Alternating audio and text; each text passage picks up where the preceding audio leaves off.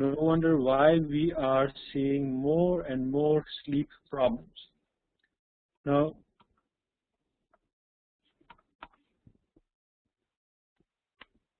again, they're not moving.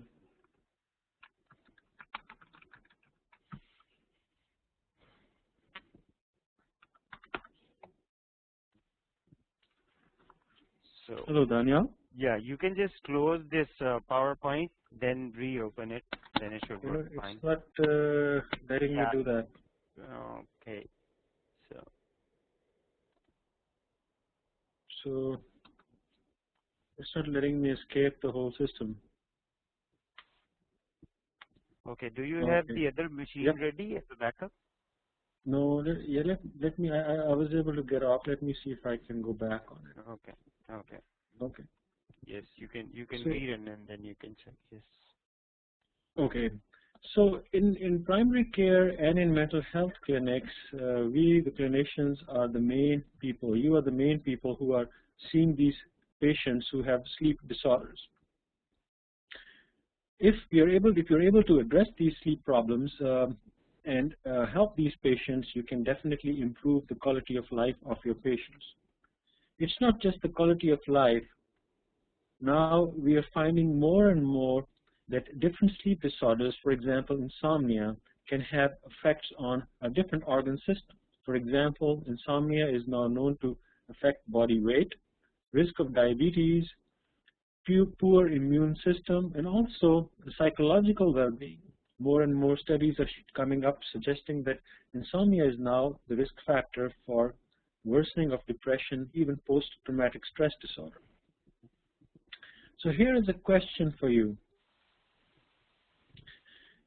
Diagnosis and treatment of most sleep disorders in primary care and mental health clinics. Are they extremely difficult and should not be attempted? Are they manageable with good background knowledge about sleep disorders? Or they require complicated testing for every patient, or it's unrelated to my practice? And as all of you can guess this answer, sleep disorders are quite manageable with good background knowledge about sleep disorders. And this is the point I will be making throughout my talk today.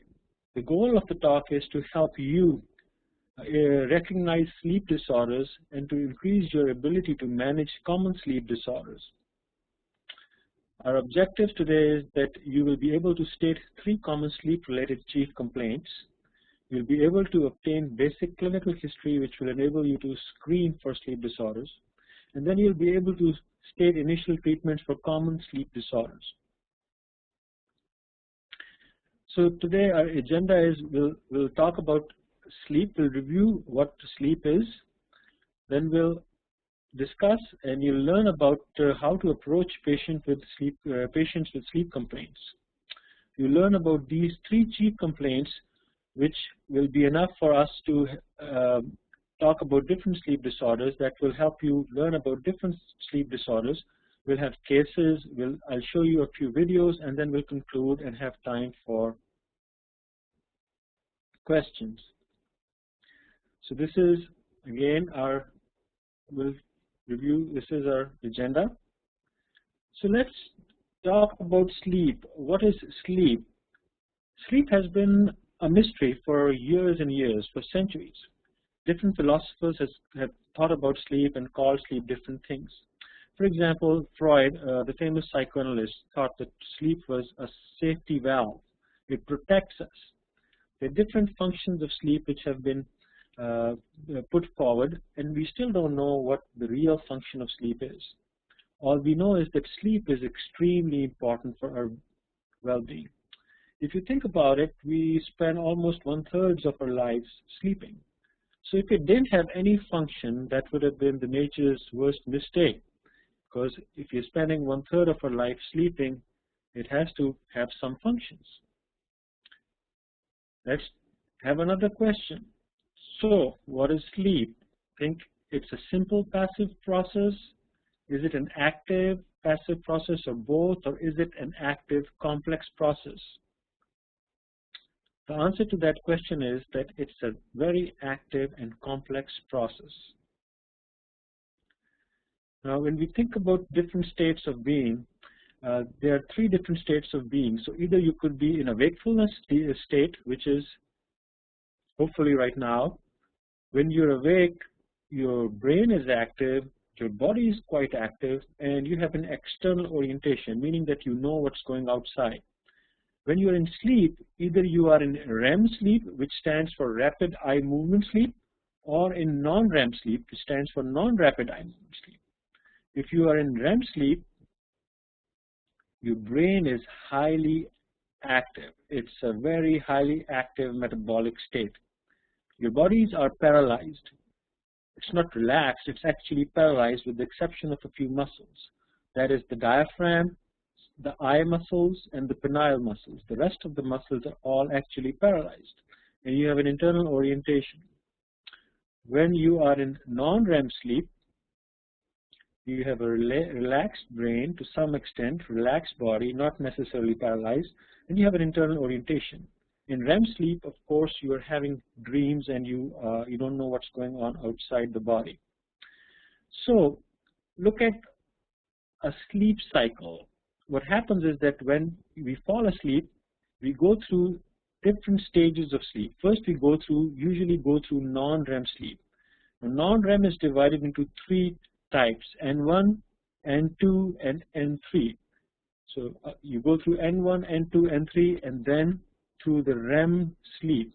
So this one cycle is called a sleep cycle, and a person goes through 4 or 5 of these sleep cycles. And you can see these are the REM periods. As the night goes on, a person is having more and more REM sleep. So the amount of REM sleep increases as the night goes on. That's why generally when you wake up in the morning, you wake up from a dream and you're able to remember the dream. So going back to our agenda today, we've covered review of sleep, what sleep is, functions. We didn't talk a lot about the functions of sleep, but some feel that it has a lot to do with restoration, memory consolidation, immunological functions as well. So let's learn about how to approach a patient with sleep complaints.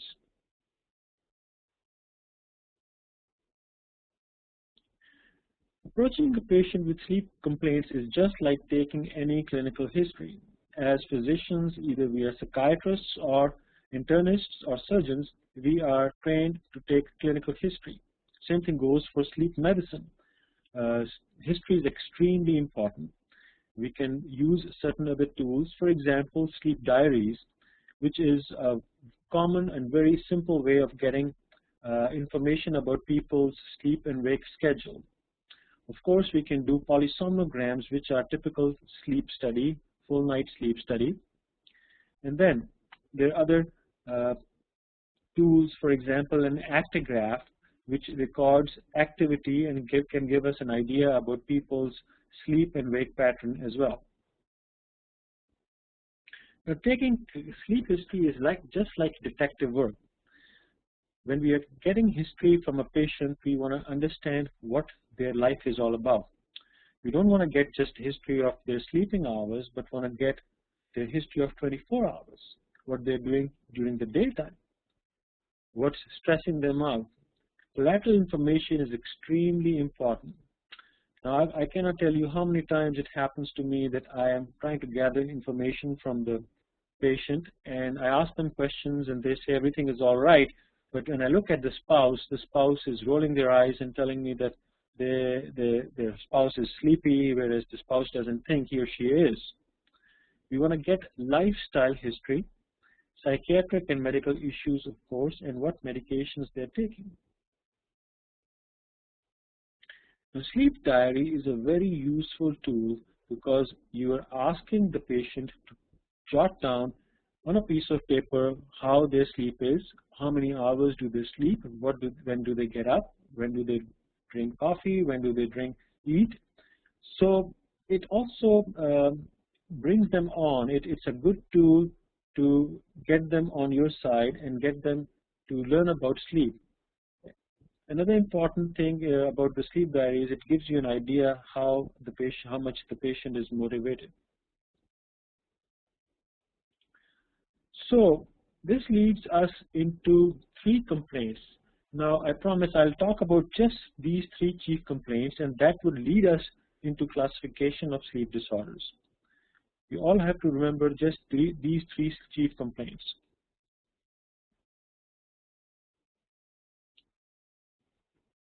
Okay, what are these 3 chief complaints?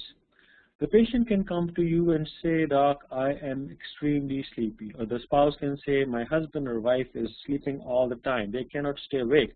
I'm worried about their driving." So that's the number 1 complaint. Number 1 complaint is sleepy patient. And you and I we have all seen these patients who are extremely sleepy. Number 2 complaint could be that the patient says, "I cannot fall asleep or stay asleep." The patient has difficulty falling asleep, staying asleep, or they wake up too early in the morning. That's complaint number 2. Complaint number 3 is that the patient has excessive movements. The patient comes and tells you that they are restless. They are moving their arms, they are moving their legs, or they are getting up out of their bed in their sleep and not even remembering them, just like sleepwalking. So these are the 3 main chief complaints you could see in an office setting as far as sleep is concerned. So let's take one of them at a time.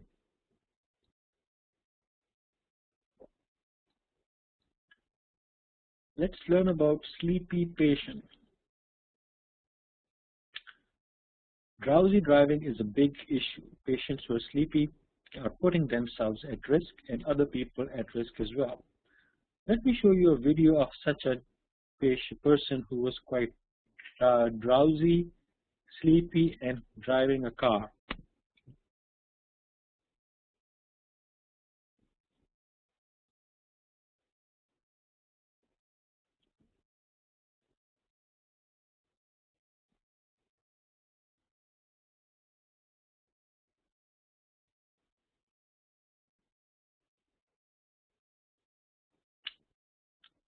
What you all witnessed right now was a fatal accident of a person who was quite drowsy for whatever reasons, we don't know, and was driving a cab and ended up in an accident.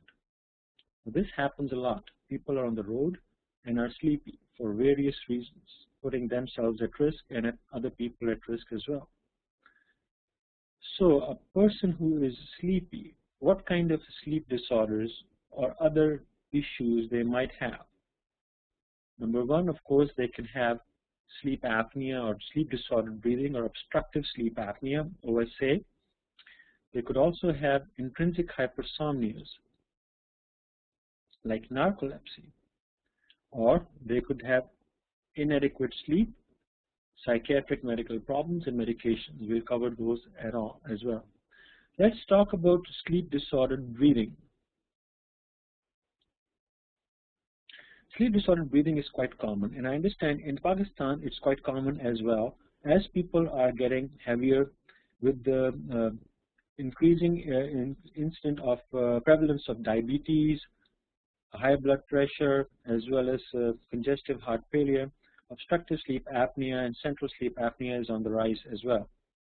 Let me show you a video, a tutorial about sleep apnea.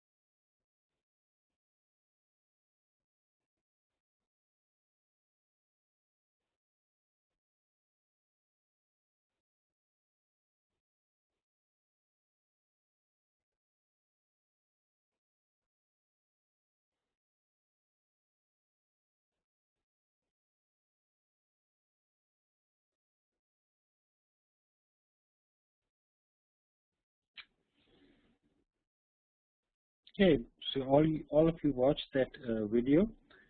Now, prevalence of sleep apnea is going up. In veterans, in returning soldiers, the number of patients who have been diagnosed with sleep apnea doubled in the last few years.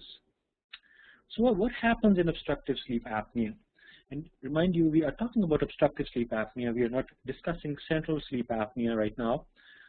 A person who has a narrowed airway, generally the muscles that keep the airway open in the daytime relax at night.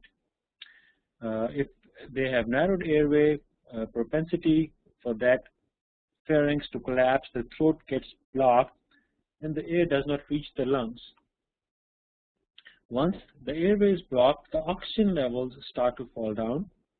As a result of that, in the brain, due to a decrease in CO2 and hypoxemia, first there's an alarm set which makes the person aware, and not necessarily that they wake up, but as a result they try to breathe against that obstruction. The muscles in their neck regain their tone and breathe again, but as a result the person has a brain arousal, so their sleep is disrupted. The person then goes back to sleep, and then this whole cycle goes back and forth. A person stops breathing, oxygen levels go down, the signal goes to the brain wakes them up. They don't necessarily wake up with their eyes open, they start breathing again, and then they go back to sleep, and they're not even aware of that. So this cycle can go on and on and on again. As a result, the person feels extremely tired when they wake up, because first of all, their oxygen levels have been fluctuating, and also that their sleep is disrupted. So what are the specific symptoms when you are trying to get information about sleep apnea? What should you ask? You should ask about specific nocturnal symptoms, for example, snoring. Snoring is quite common in patients who have obstructive sleep apnea. So you want to get an idea from their spouse whether they snore loud, they snore on their back. If the spouse tells you that his or her partner stops breathing in the middle of the night, that increases the chance of that person having sleep apnea way up. What are other screening questions for you in your clinical practice? There's a questionnaire named called STOP questionnaire, which stands for S for snoring, T for tired, O for observed apneas, P for high blood pressure. So if a person has all these 4 signs and symptoms, they have quite a bit chance of having obstructive sleep apnea. What else you can do? You can always ask your patients to open their mouth. Ask them to stick their tongue out. You'd be doing a melon-patty exam.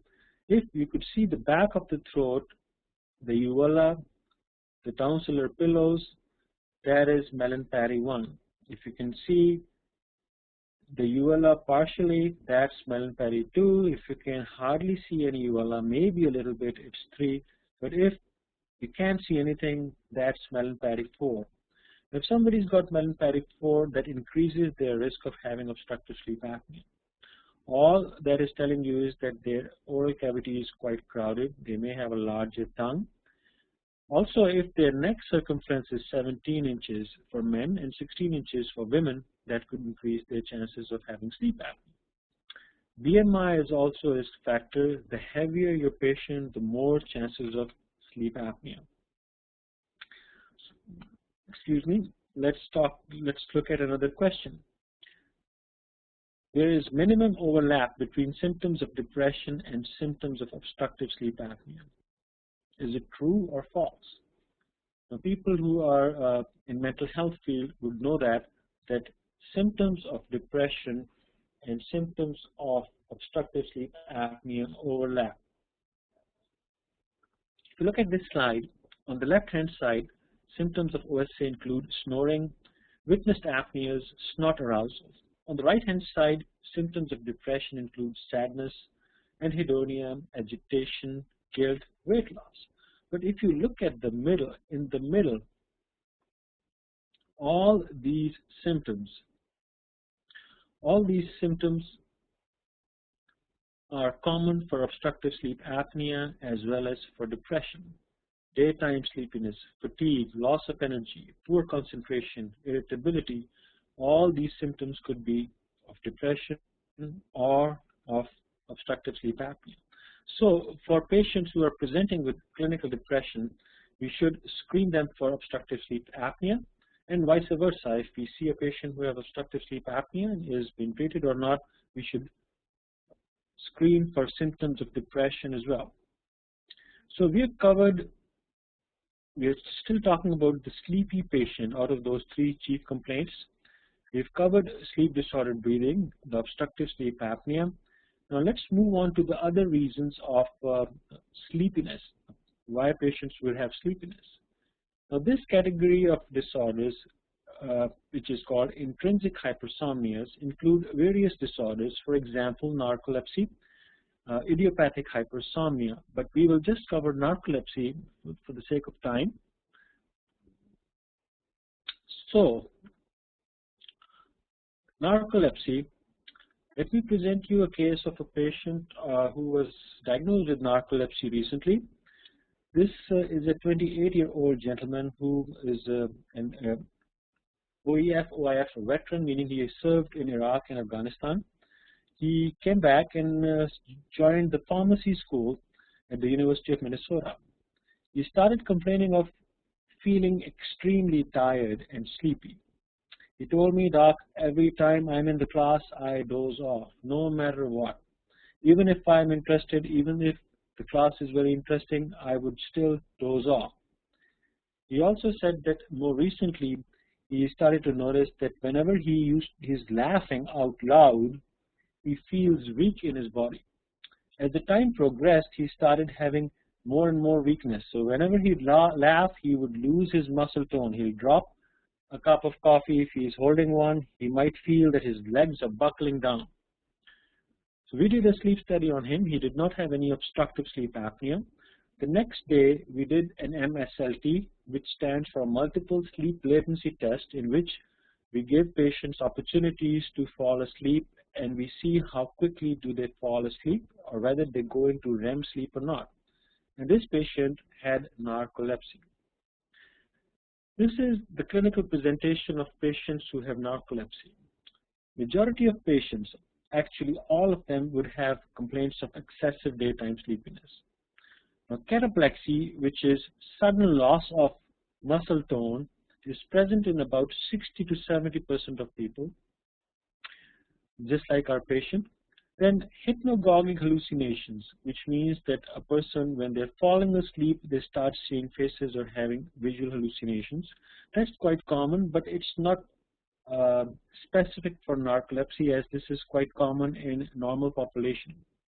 Same goes with sleep paralysis. Sleep paralysis is when somebody wakes up, they feel that they can't move their body for a few seconds or a minute. That's also sometimes quite common with normal population. One thing which people might not know about narcolepsy is that since all these patients are very sleepy, one might think that these patients sleep great at night. Well, that's not correct. Patients who have narcolepsy also have extremely fragmented nocturnal sleep. Now let me show you a video of a person who has cataplexy. So you'll see when the person is tickled or he is laughing, he suddenly loses muscle tone.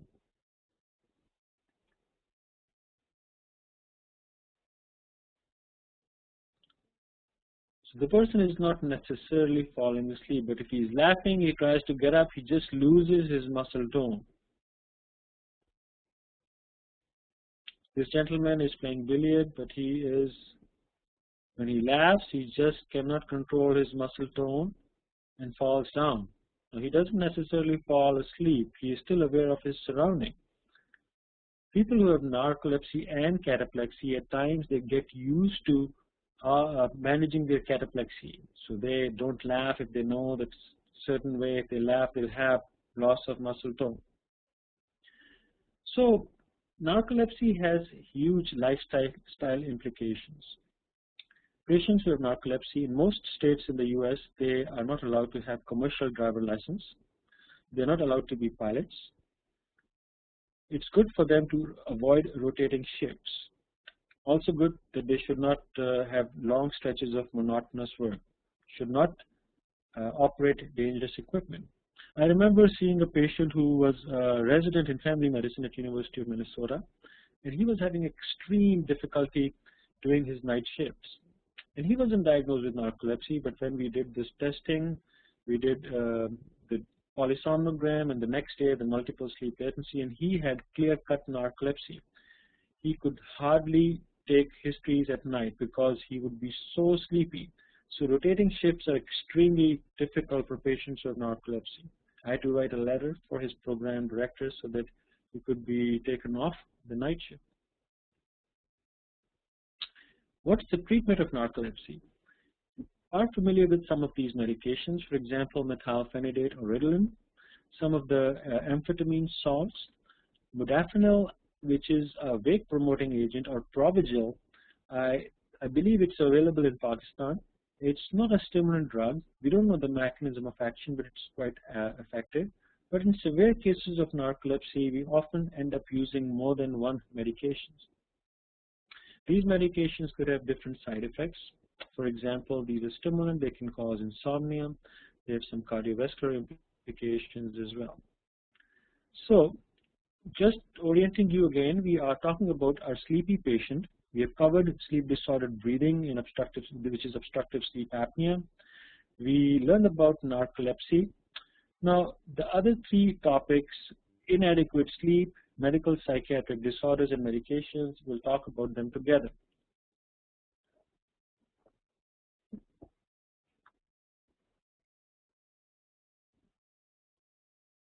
Inadequate sleep. Inadequate sleep is one of the most common causes of sleepiness. Nowadays, we have competing activities, television, radio, computer, internet. People are busy. They want entertainment. They want to live very hectic lives, so they don't have time for sleep. Whenever I see patients who have come with complaints of sleepiness, the first thing I want to know is whether they are getting enough sleep or not. What I do is I ask them, tell me when you were in your teens or early 20s and you didn't have any worries and you had all the time, how many hours of sleep did you need at that time? And if they tell me that they used to get 8 or 9 hours of sleep and now they're getting 6, I ask them, what has changed? Your need for sleep has not changed. If you used to need 9 hours of sleep or 8 hours of sleep, you still need that much amount of sleep. So if you're cutting back on your sleep, of course you're going to be sleepy. You may not have a sleep disorder, but if you're sleeping fewer hours than what your body and your brain needs, you're going to be sleepy. In a Sleep Foundation poll, they thought that Americans are getting 90 minutes less sleep in the last 50 years. So now we have covered the sleepy patient. Let's move on to our next category of chief complaint, which is patient who cannot fall asleep or stay asleep. Now, what would come under that complaint? Let's look at that.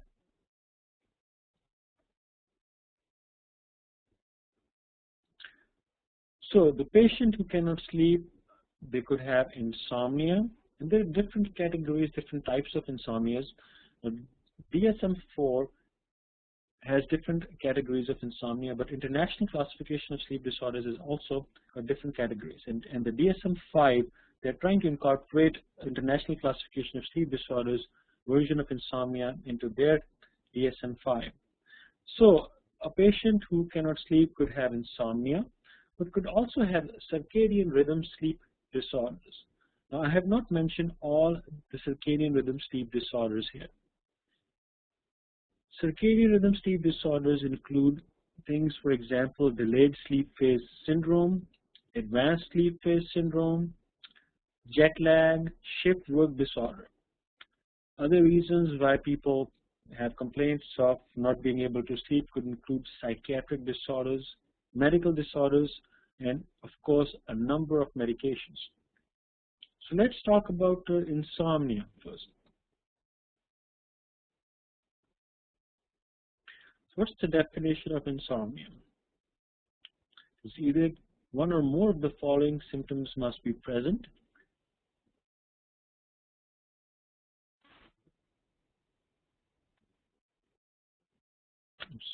Just let me,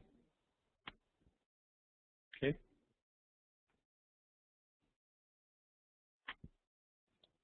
Difficulty initiating sleep, difficulty maintaining sleep, or poor quality of sleep.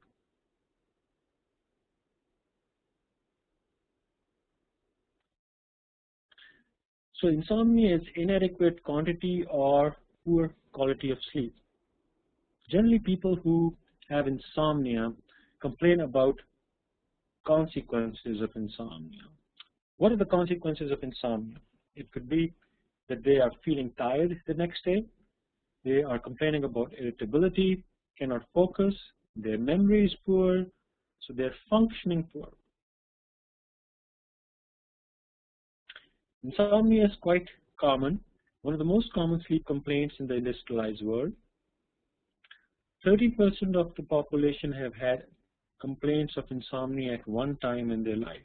15% complained of moderate to severe insomnia in one study, and from 8 to 19% said that they had extreme distress or impairment due to insomnia. Insomnia is more common in men, more common in elderly people, more common in people who have chronic medical illnesses. I see a lot of patients who have chronic pain are taking pain medications. They feel that pain medications, since they are sedative, they should help them with insomnia. But that's not the case all the time. A lot of psychiatric disorders could also cause insomnia. Now, I want to mention that there are different types of insomnias. For example, primary insomnia, which include psychophysiological insomnia, or what we call as conditioned insomnia. Then you can classify it as secondary insomnia, meaning secondary to certain medical or neurological factors. Now, there was a conference back in 2005, an NIH State of the Science conference, in which they thought that the use of the term secondary should be discouraged, and they should use the word comorbid rather than secondary. Because if they're using the word secondary, it means that if it's secondary to a problem like major depression and you treat major depression, insomnia gets better. But we all know that's not necessarily the case. If we treat insomnia and depression separately, these patients tend to do well. And there have been several studies coming out in the last 5 or 6 years suggesting that if somebody's got depression and they've got insomnia, we should try to treat both these disorders simultaneously, rather than thinking that we could just treat depression and the insomnia is going to get better automatically. Now, what happens in psychophysiological insomnia? As I said, psychophysiological insomnia is also known as conditioned insomnia or learned insomnia. So in this type of insomnia, where they don't have necessarily any psychiatric condition, they start having complaints of insomnia and they start having fear of sleeplessness. They get conditioned that whenever they go into their bedrooms, their minds get more active. You all must have read about Pavlov's dog's experiments. Those experiments were of conditioned response. So those dogs who were given food and at the same time the bell was rung, they had a conditioned response that whenever they heard the bell, they would start salivating.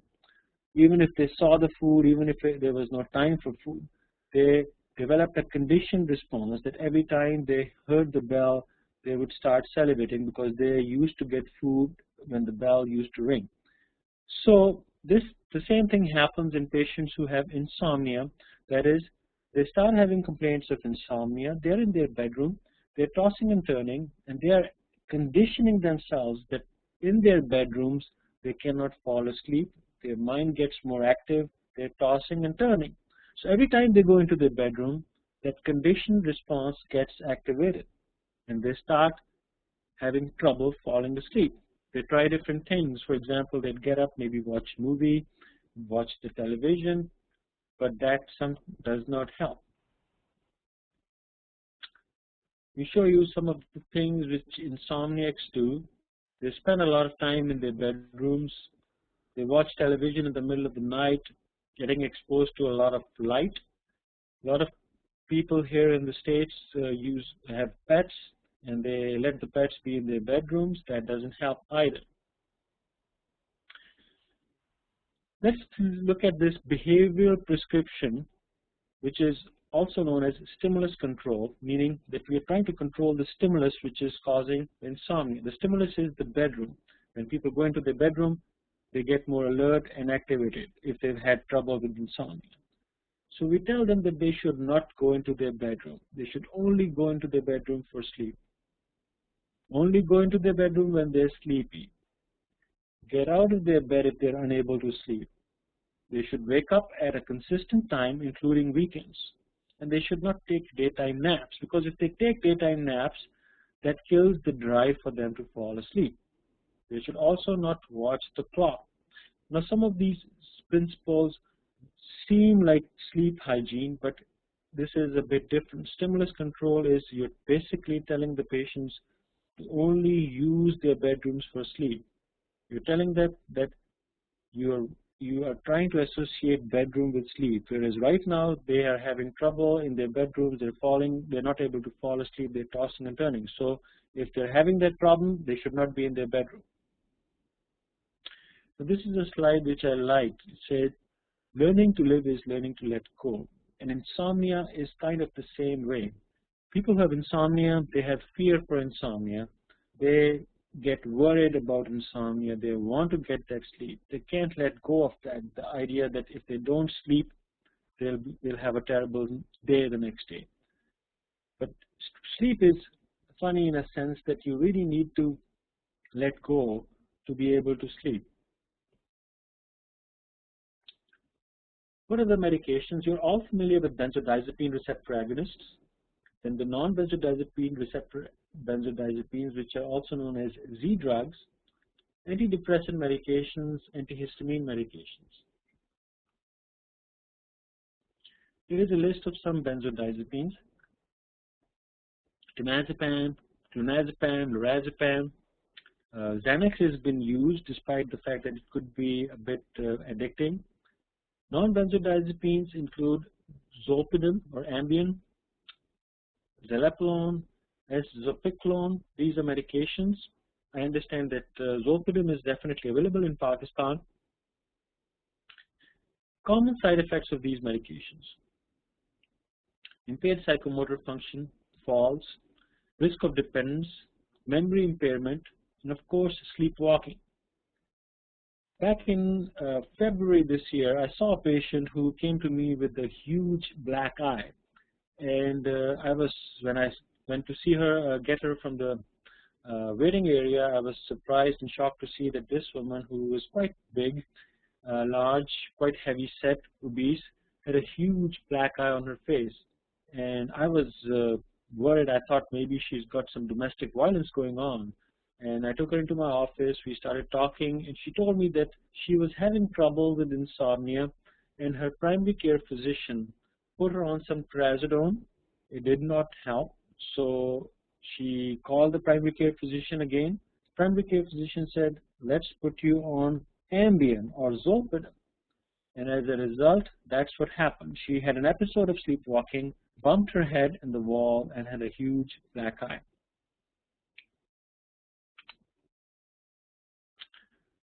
Now, we've covered insomnia, and if there are any questions, we'll be able to discuss that down the road. But let's move on. So we have discussed patient who is sleepy. We've covered obstructive sleep apnea, narcolepsy, psychiatric reasons, medication reasons for sleepiness. Now we are in the second chief complaint, which is patient who cannot fall asleep. We've already covered insomnia. We've looked at the behavioral techniques which could help. We've looked at the conditioned response, how conditioned response can make our patients get insomnia. We've also learned about some medications. You're quite familiar with these medications. Now, what are the other reasons which could cause a person to have complaints of not being able to sleep? Now, circadian rhythm disorders, of course, jet lag or shift work disorders could also cause that. Now, one of the disorders which is quite common, especially in adolescents and young adults, is called delayed sleep phase syndrome. I want to talk about that for a minute.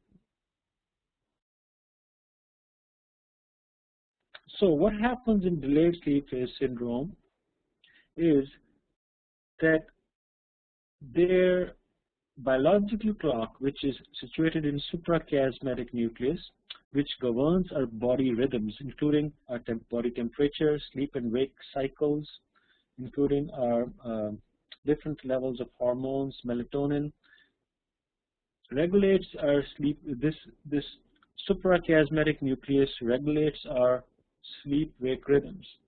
And people who have circadian rhythm disorder, for example, delayed sleep phase syndrome, their biological clock is not aligned with the environment. So a normal sleep phase for a person would be that they'd go to bed around 10 to 11, and then they'll wake up 7, 8 in the morning. This is the normal. Whereas a person who has delayed sleep phase syndrome, they are like night owls. They function the best at night. So they would stay awake in the middle of the night and probably go to bed, say 3 or 4 a.m. and would like to sleep till noon or 1 p.m. Now, of course, if you think about these patients and you want to have them go to school at 7 in the morning and put them to bed at 9 or 10, they will have hard time falling asleep here. And then finally, when they fall asleep, you wake them up at 6 or 7, and they haven't gotten their enough sleep, they are going to feel extremely sleepy. So people with circadian rhythm disorders could have both complaints of feeling of insomnia and also complaints of sleepiness. Also, as we grow old, this suprachiasmatic nucleus tends to degenerate with some dementias. Elderly people, especially the ones in nursing home here in the US, they're not exposed to a lot of bright light. Now, light is something which regulates suprachiasmatic nucleus, which gives feedback and helps suprachiasmatic nucleus regulate the body rhythms. If people are not getting enough light, their days and nights tend to get mixed up. So, we've covered to some extent circadian rhythm sleep disorders. Now, we all know what are the psychiatric disorders and the medical disorders which could cause people to have complaint of that they can't fall asleep. Depression is one of the major examples. Anxiety disorders, for example, post-traumatic stress disorder. What are the medical disorders which could cause insomnia? Just a few days ago, I saw a patient who came to me because she wasn't able to use the CPAP. Now, she also told me that she is having difficulty falling asleep and staying asleep. Now, I took some more history. I found out that she has history of asthma, and her primary care physician had just put her on some steroids a couple of weeks ago. She was put on some albuterol, and this has started her having complaints of insomnia, that she couldn't fall asleep. She was too activated. She wasn't aware of that, but of course, steroids were making a huge difference as far as this woman is concerned. So many medications can cause insomnia or this complaint. For example, stimulant medications, some antidepressant medications can cause it. Beta blockers can cause it. Steroids, albuterol, treatments for asthma could cause insomnia complaints. So, by now we have covered 2 main complaints out of the 3. We have covered sleepy patient. We have covered patient who cannot fall asleep or stay asleep. Let's move on to our 3rd chief complaint.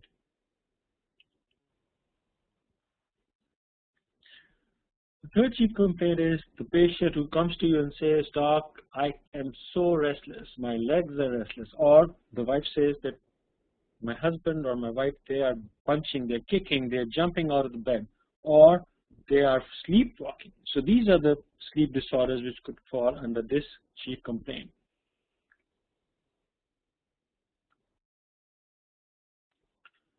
So the patient with excessive movement during or before sleep, they could have parasomnias or they could have restless leg syndrome.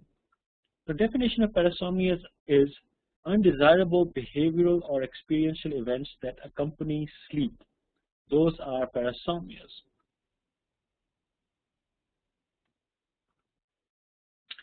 What are the different types of parasomnias? The way parasomnias are classified is that either they could be REM parasomnias if they're coming out of the REM sleep, or they could be non-REM parasomnias. Now I've written down here post-traumatic stress disorder related nocturnal events. These generally are not considered under parasomnias. So REM parasomnias,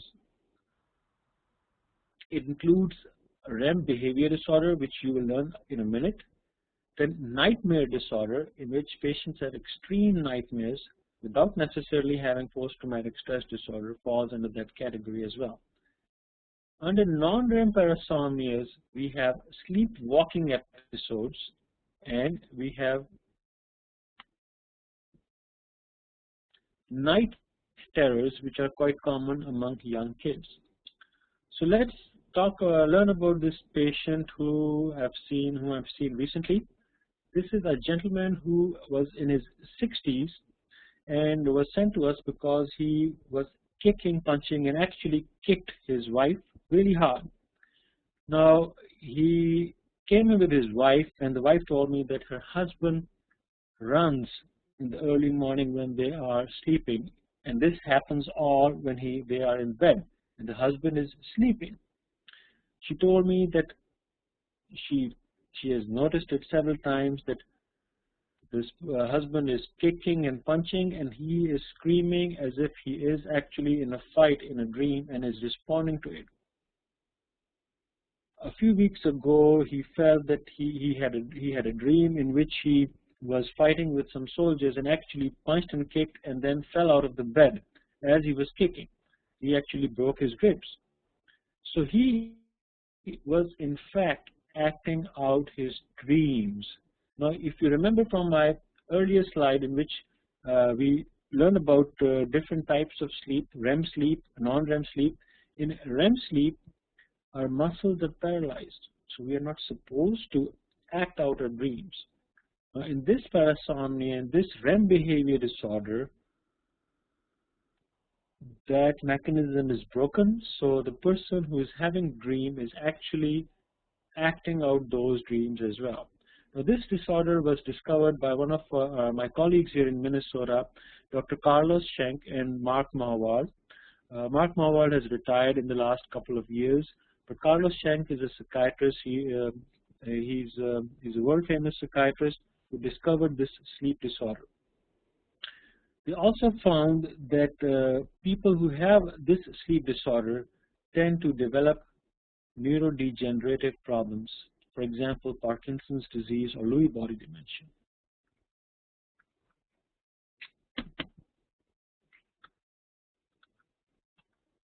So you can see the person is dreaming and they are punching and kicking. So what's the pathophysiology of RBD? As you learned that in people who are normal, especially the pons area in the brain is important, and through certain mechanism, through the feedback onto the motor neurons, the muscles are atonic when a person is in REM sleep. Whereas in REM behavior disorder, that mechanism is broken, so they have lack of atonia, meaning that in REM sleep, instead of the muscles being paralyzed, the muscles are not paralyzed, so the person starts acting out their dream. Let me show you a video of a person who had REM behavior disorder, and this person is actually sleeping, dreaming, and acting out their dreams. Let's see.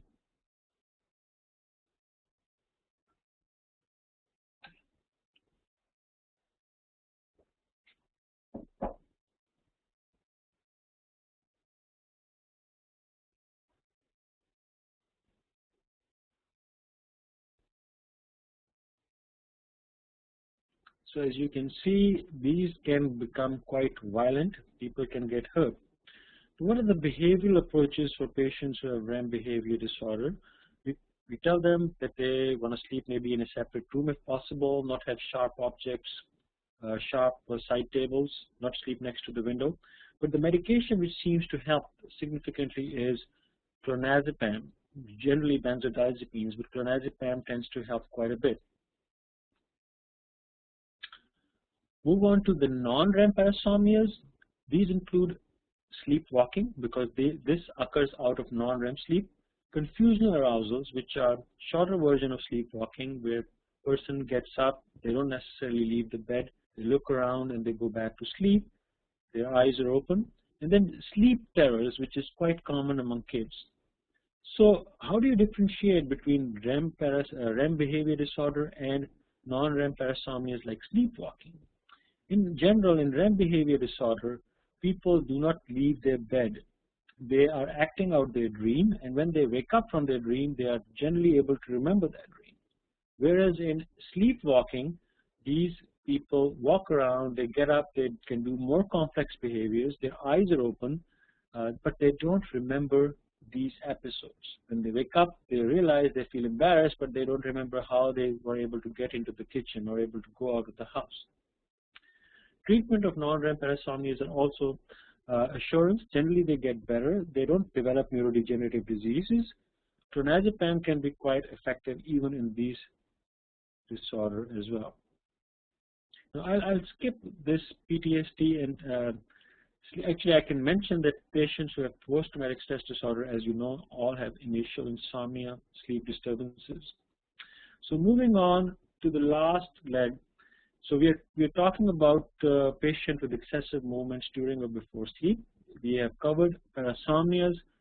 Next is restless legs syndrome. So the question is, a 65-year-old woman presents with leg discomfort. She is unable to sit still while watching television and must walk around. She is told that her legs twitch at night. She does not snore, does not have any witnessed apnea. What does she have? She's got restless legs syndrome. Now this is a mnemonic which we use, urge. U stands for urge to move. It could be a discomfort, move, feelings, tingling sensation, urge to move. That feeling is generally worse at rest, gets better with movement, and symptoms are generally worse in the evening. More common in women, increased incidence with age, less common in minorities. This is how a lot of people describe it. Some people say they got to move, they've got urge. Uncommon ways to describe it. One of my patients told me that he felt that his blanket moves on him.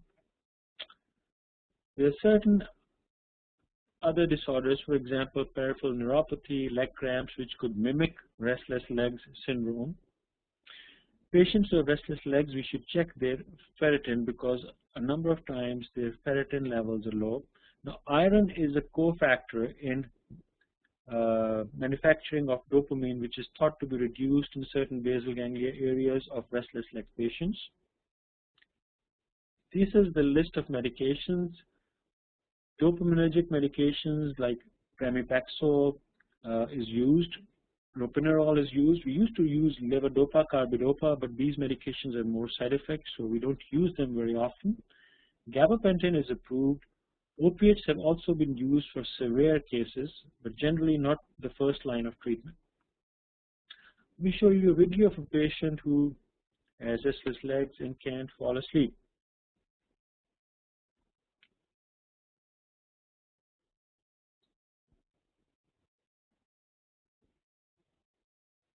As you can see, this person is moving around.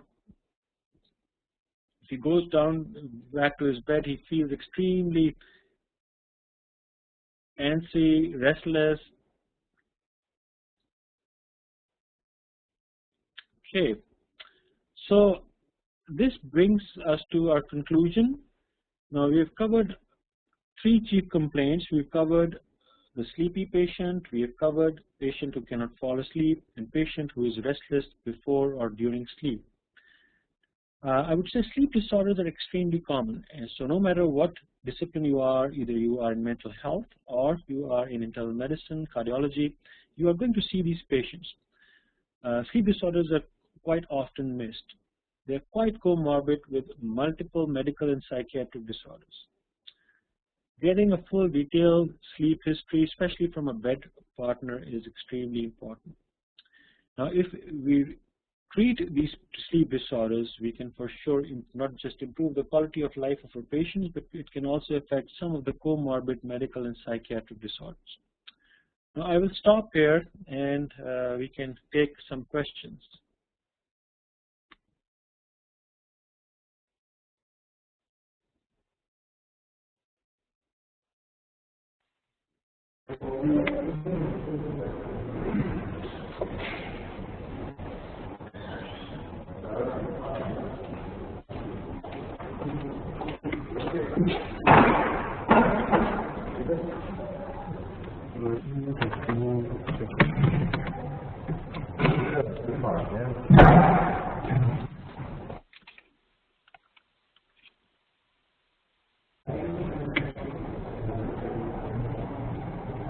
Hello, Daniel. Hello.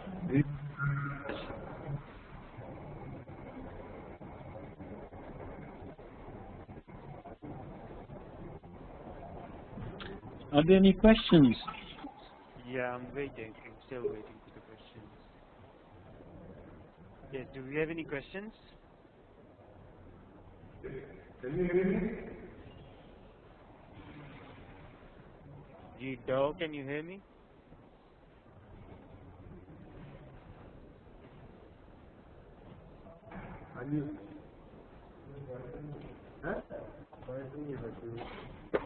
Where's your phone there?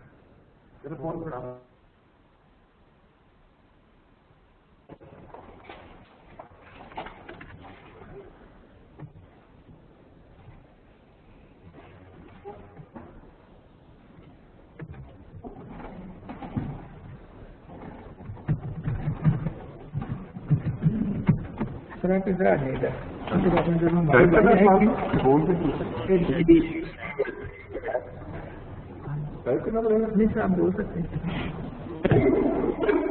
Hello.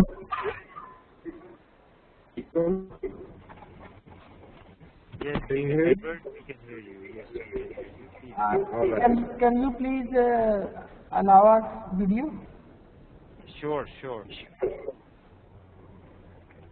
Can Dr. Khawaja hear me? Imran, can you hear me? I can hear you. You can share your webcam now. This is Ali from King Edward, Imran. Hey Ali, how are you? Good, thank you. Listen, we have several participants. We have some postgraduate residents. We have some house officers. So my question was, we have a little bit more basic. As you know, sleep medicine is not a well-developed subject here in Pakistan. So my question was, in the outpatient setting or even in the inpatient setting, we often see sleep disorders comorbid with psychiatric conditions. Okay. So talk a little bit about the treatment of psychiatric disorders in the context of an existing psychiatric illness. Should we treat it separately? Should we try to treat it in conjunction with the psychiatric illness? How would you advise we should go about that? I mean, like many years ago, we used to think, insomnia, for example, as a sleep disorder is secondary to psychiatric disorders. Now, the whole field is changing now. In the last several years, the thinking has changed. Since there have been so many studies coming out suggesting that sleep disorders like insomnia is a risk factor for worsening of psychiatric condition like depression. So many studies coming out suggesting that insomnia is a risk factor for insomnia. Recent meta-analysis, as you already know, we talked about that meta-analysis of suicide, sleep disturbances predicting suicide. So more and more consensus is that we should treat insomnia in particular or different sleep complaints or sleep disorders as comorbid disorders, meaning we should try to treat them separately. For example, a number of studies looking at patients who have depression, insomnia, with different arms looked at whether if we treat depression, what happens to their insomnia versus if we treat depression and insomnia together simultaneously, what happens. So the patients, the group which was treated for depression with an antidepressant medication and a medication for insomnia tended to do better. They got into remission earlier. They stayed in remission longer. The insomnia got better versus the other group, which was just treated with antidepressant medications. Their depression got better, but they had a lot of remnant residual symptoms of depression like insomnia. So the consensus is we want to treat them together. As you already know, you've written articles about obstructive sleep apnea yourself and depression. You want to treat both these disorders together. I mean, there's so much of comorbidity. Okay, good. Thank you. Wow.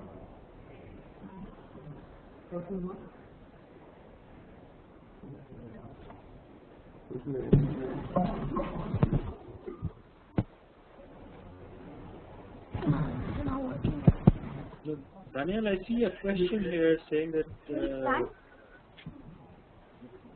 we have one more question.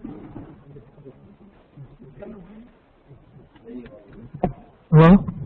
Hi. Well, that for management of sleep, along with benzodiazepines, the newer drugs like zolpidem and others, yep. How do you differentiate that? Because benzodiazepine has got the dependence potential. Yep. In your practice, what is your experience regarding the use of these Z group drugs, zolpidem and things? I mean, the Z group drugs are, I mean, if you look at in the US, the most prescribed hypnotic was trazodone until a few years ago. So the trazodone was most prescribed, even though it's not approved for insomnia, even though there are not good enough studies suggesting that it's a good drug for insomnia. But that trend has changed. Now, the Z drugs, especially the zolpidem, has been used quite a bit. In my clinical experience, I think I like these Z drugs mostly because they are not very habit-forming. They are not very addicting as compared to the benzodiazepines. And then they don't have a very long half-life. Of course, you have to be careful as far as side effects like sleepwalking. The case I mentioned, so there are these medications like zolpidem could cause sleepwalking episodes. But in my clinical practice, they are better medication. But remember, the first-line treatment for insomnia is still behavioral therapies for insomnia. Medications we tend to use a lot because there are not enough behavioral therapists to treat insomnia. There are not enough therapists even in the US where they can treat patients with treatments like cognitive behavioral therapy for insomnia, but those are the best treatments without any side effects.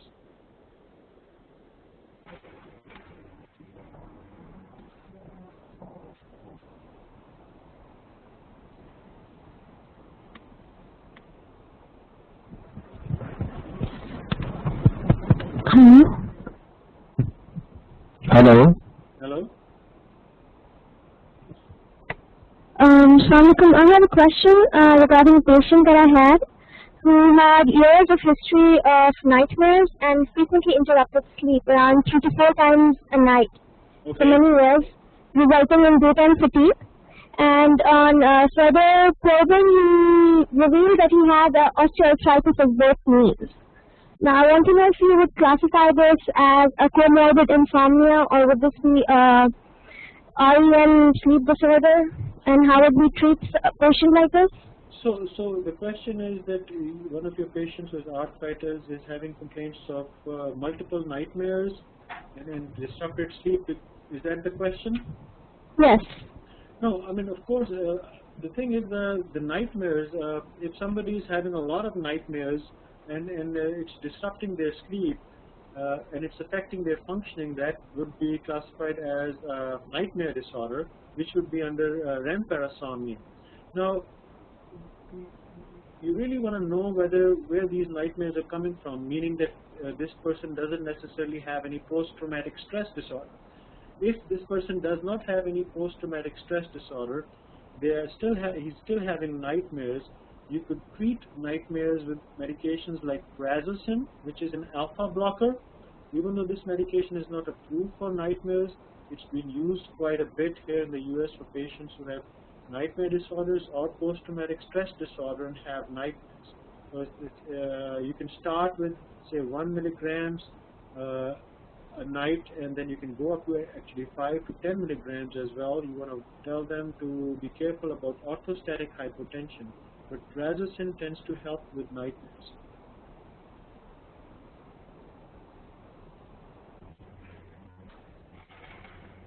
We have another question. Hello. Yes. Assalamu alaikum. Assalamu alaikum. Sir, how we can manage the delayed sleep phase disorder patients? Yes, that's a good question. Now, first of all, you want to be you want to make sure that your diagnosis is correct, that they in fact have delayed sleep phase syndrome. So if they tell you that yes, they have a schedule of a night owl, that they tend to be more alert and awake at night, and they want to sleep late during the morning, and then what you want to do is you want to switch their biological clock back, because it's delayed. And there are 2 or 3 ways how you could do it. Now, some people use hypnotic medications. Those are generally not very effective, because they could just make you feel sleepy, but they're not going to change their biological rhythm. Melatonin is one of the neurohormones which is used, but the way you want to give melatonin is extremely important. You don't want to give melatonin at bedtime. You want to give a small dose, like 1 milligram or even less, 5 to 6 hours before the desired bedtime.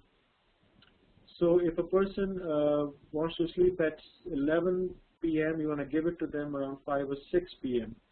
Now, also, you want to make sure that that person wakes up early in the morning around 7 to 8. Don't let them sleep late till 11 a.m. or 12 noon. They should get up at the same time, even on the weekends, and then expose them to some bright light in the morning.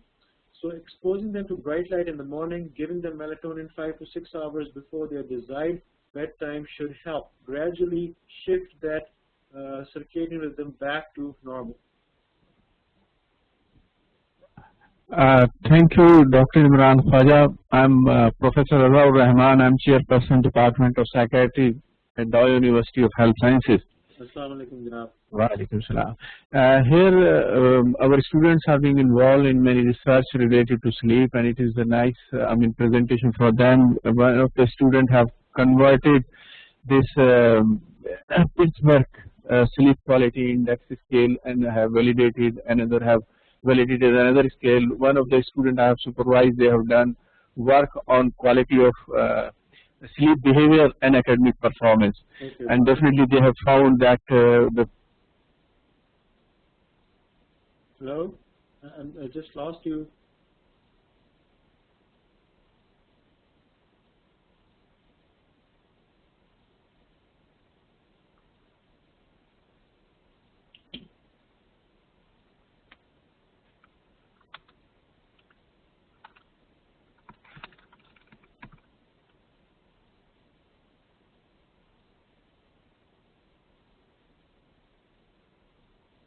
Hello. Ji. I think they have some internet issue over there. Okay. We cannot hear them anymore. Okay. It's down. Okay. Okay. So we heard them. So, Kay, do you have any questions? There's a question in your chat box. There's a question on the chat box which says, yes. What is good sleep hygiene? Well, sleep hygiene is different than stimulus control, different than some sleep restriction techniques. Sleep hygiene principles are basic sets of principles which suggest what are the good ways for sleeping. For example, one of the principles is that person should not drink a lot of caffeinated beverages late in the middle of the day. Other is to wake up the same time during the morning time. Not to take naps is also one of the principles.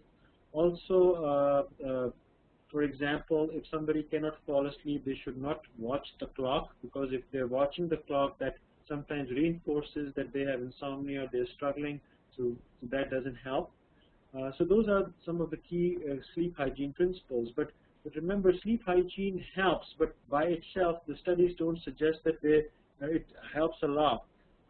So if we are trying to incorporate behavioral treatments for insomnia, we do want to incorporate the stimulus control technique, which we mentioned that they should not be in their bedroom. But some people can mix sleep hygiene with stimulus control, but actually they're two different types of things.